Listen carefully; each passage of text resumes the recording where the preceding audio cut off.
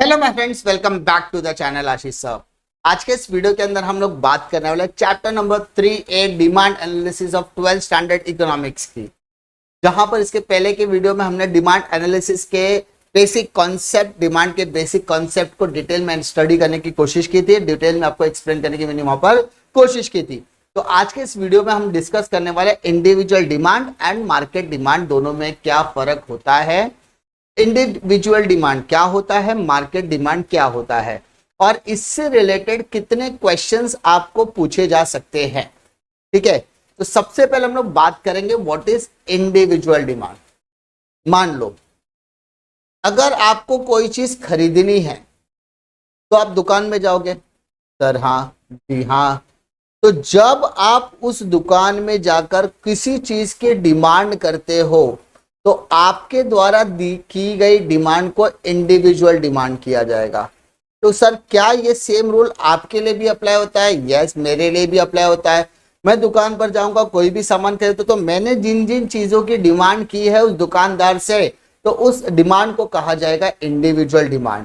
जी हाँ, तो individual demand is the quantity of a commodity demanded by a consumer. याद रखो, a consumer at a given price during a given period of time, यानी एक particular period of time पर मैंने जाकर दुकानदार में किसी चीज की डिमांड की, दुकान पर किसी चीज की डिमांड की, तो मेरे द्वारा की गई डिमांड को हम कहेंगे इंडिविजुअल डिमांड।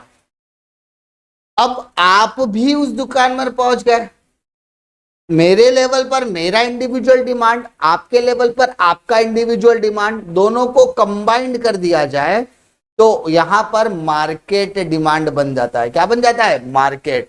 तो market demand is a total demand for a commodity from all the consumers eight a given price at a given period of time. 12th standard की टेक्स्ट बुक खरीदने के लिए मैं दुकान में गया, मेरी इंडिविजुअल डिमांड। आप भी उस दुकान में आ गए, वो भी इंडिविजुअल डिमांड। आपका फ्रेंड आ गया, मेरा फ्रेंड आ गया, तो यहां पर हम सभी लोग 12th स्टैंडर्ड के टेक्स्ट बुक डिमांड कर रहे हैं। तो दुकानदार के लिए वो सभी को मिलाकर बन जाएगा मार्केट डिमांड। छोटो एक सेट ने 2 सेट लेके आ, 2 ने 3 लेके आ, 3 ने 4 लेकर आ, 4 लोग आए तो 4 सेट, तो 4 सेट क्या हो गया? उसके लिए मार्केट डिमांड हो गया। क्लियर? अंडरस्टूड? एक इंसान जो डिमांड करता है उसको इंडिविजुअल डिमांड, मार्केट डिमांड मतलब combination of the demand which is borne by the individual consumer if the consumer is more than one, so इसको हम कहीं ना कहीं क्या बोल सकते हैं? मार्केट डिमांड बोल सकते हैं, या demand which is made by all the consumers from the market is called as market demand। अब इसका आपको टेबुलर रिप्रेजेंटेशन और शेड्यूल, अगर आपको सिर्फ इंडिविजुअल डिमांड पूछा है, सिर्फ मार्केट डिमांड का डिस्टिंग्विश, तो आपको सिर्फ पहला पॉइंट लिखना है, उसके अलावा कुछ भी आप लिखोगे चलेगा। अगर आपको individual demand schedule, market demand schedule, तो आपको फर्स्ट पॉइंट मीनिंग का और ये 2 पॉइंट आपको साइमल्टेनियसली लिखने हैं।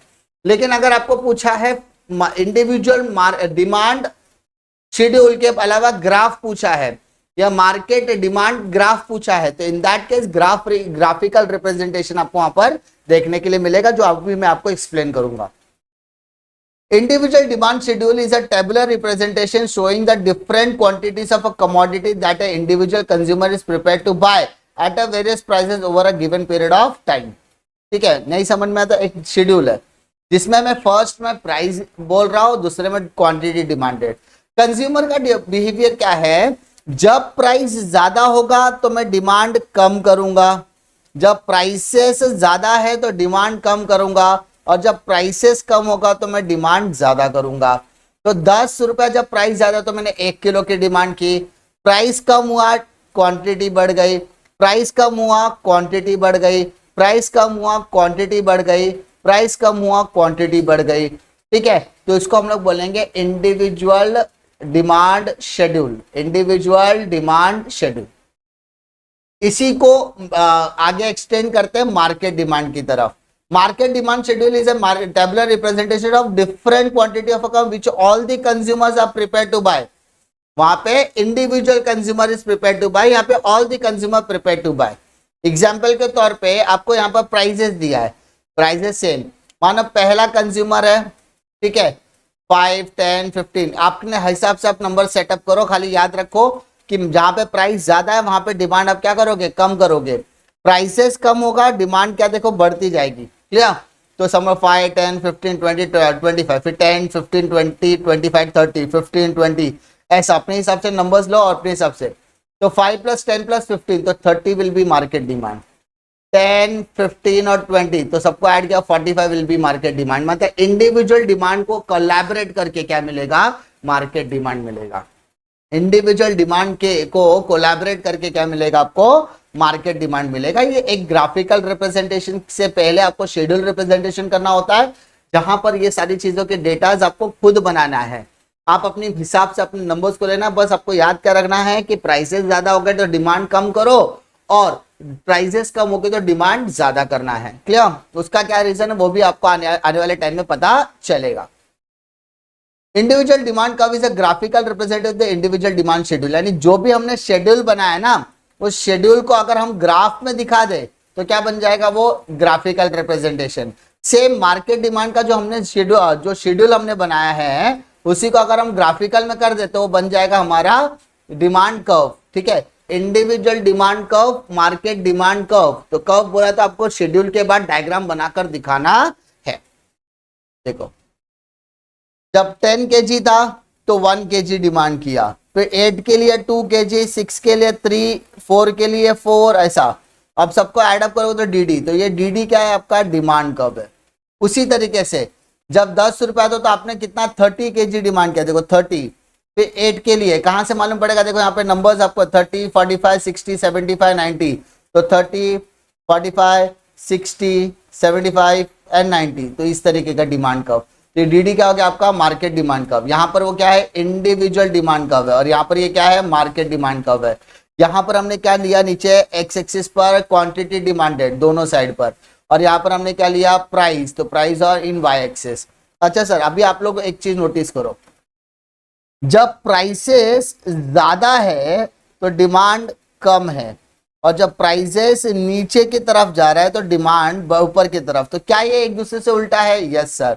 तो इसमें बोलेंगे रिलेशन, क्या बोला बेटा? Relation between price and demand.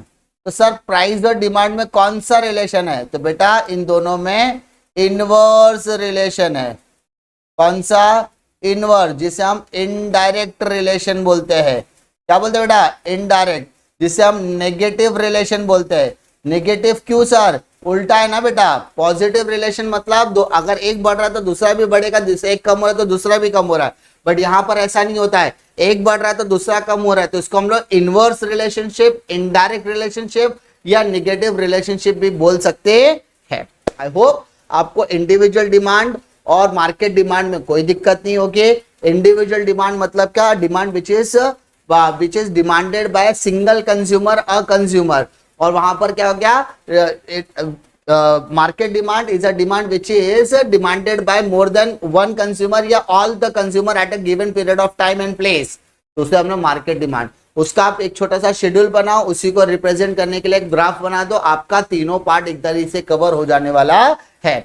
और इतने सारी चीजों को देखने के बाद आपको क्या लग रहा है कौन सा रिलेशनशिप है? तो सब प्राइस और डिमांड में रिलेशनशिप है, इनवर्स रिलेशनशिप है। कौन सा रिलेशन है? इनवर्स रिलेशनशिप है, जिसको हम इनडायरेक्ट और नेगेटिव रिलेशनशिप भी कह सकते हैं। उम्मीद करता हूं कि आपको वीडियो पसंद आएगा। वीडियो पसंद आता है तो लाइक करो, दोस्तों में जरूर शेयर कीजिए। इसी तरीके की वीडियो के लिए चैनल पे बने रहे। मिलता हूं मैं आपको अगले वीडियो में एक और नए लेक्चर वीडियो के साथ। तब तक के लिए जय हिंद।